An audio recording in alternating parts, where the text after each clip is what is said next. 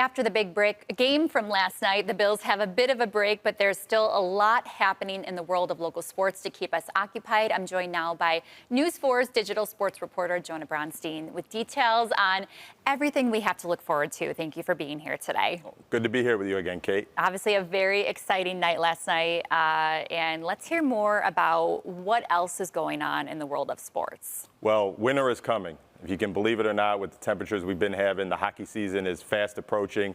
And if local sports fans kind of want to get acclimated to those colder temperatures, they can do that at the Harbor Center this weekend. The Sabres hosting their annual Prospects Challenge, 5 other NHL teams, games tonight, Saturday night, and Monday night, and a fan fest going on outside the arena on Saturday afternoon. They've recently revamped their roster. Let's hear more about that and sort of that, what's been going on with that, newer names. Well, the Sabres added in free agency some forwards to toughen up those bottom 6 lines. But really the biggest move the Sabres made this offseason was bringing back one of the toughest forwards who ever played for the team, Coach Lindy Ruff, who later was the head coach for 17 years, and now he's back behind the bench. And there's some hope that that'll change the fortunes of the Sabres and get them back to being a playoff team, which they haven't been for 13 years, and that's an NHL record for how long the Sabres have been outside of the NHL postseason. Yeah, what are fans saying about that? It's a big move, but something that we have to look forward to. I think fans are very excited, Kate. You can tell even before the Sabres had the opportunity to hire Lindy Ruff in years past, there was some hopes and dreams that as long as Lindy Ruff was still a coach in the NHL, that maybe this reunion would happen again.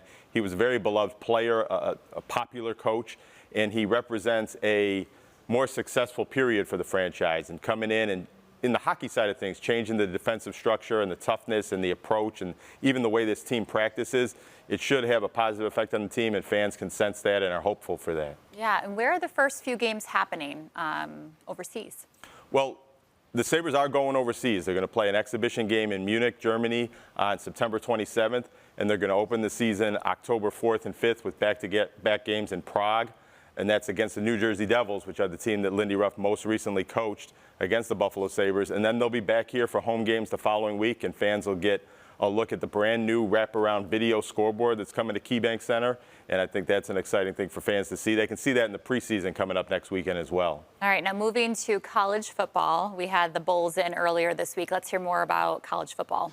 Well, UB football is coming off a tough loss last week at Missouri, which is now number 6 in the country. It was 38-0. First time the UB team has been shut out in a game in 8 seasons. But here they come back home for a home game against UMass, an opportunity to improve to 2-1 and remain unbeaten at home.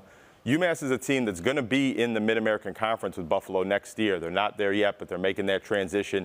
And this is a game really to gauge how good UB can be when conference play comes along, playing a much more comparable opponent than the 2 they've played so far. Yeah, there's an extra special meaning behind this game too, right? And for one player especially. Well, for one player in particular, Jake Orlando. He's Buffalo's starting tight end this year. He's a local guy from Williamsville North High School, but he started his college career playing for UMass for 4 years before transferring back here to Buffalo.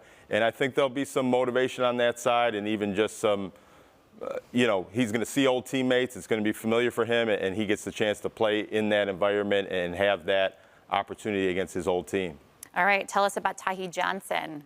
Tahi Johnson, another transfer coming in from Massachusetts. He played at Boston College, and now he's here for his graduate transfer year at Buffalo, wide receiver. But he told me Buffalo felt like home before he got here. His older brother, Naja, played here about a decade ago as a cornerback. His mother was on the alumni board at UB. She got her doctorate and her master's at UB after graduating from Damon College. And he's acclimated himself to Buffalo in the community. He worked with the Futures Academy of Buffalo to host a Day in the Life series for at-risk middle school students, and then was recently honored by the MAC with their One MAC Student Athlete Award for that community work. It's pretty impressive for a player coming in and getting involved like that very, very quickly. Yeah, obviously a lot going on. Anything else we should know? We are obviously a big sports town. Well, coming up ahead for UB, they have a much bigger game a week from now. It's their MAC opener, and that's going to be against Northern Illinois, which is now number 25 in the country. They had a monumental upset last week at Notre Dame, which was number 5, one of the biggest wins for any MAC team. And they're off this weekend, and then their first MAC game is going to be against the visiting Buffalo Bulls next Saturday. Thank you, Jonah, for being in with us today to talk all sports. Viewers, you can stay up to date on local sports news by connecting with Jonah on Twitter or by visiting WIVB.com/sports. Thank you again, Jonah.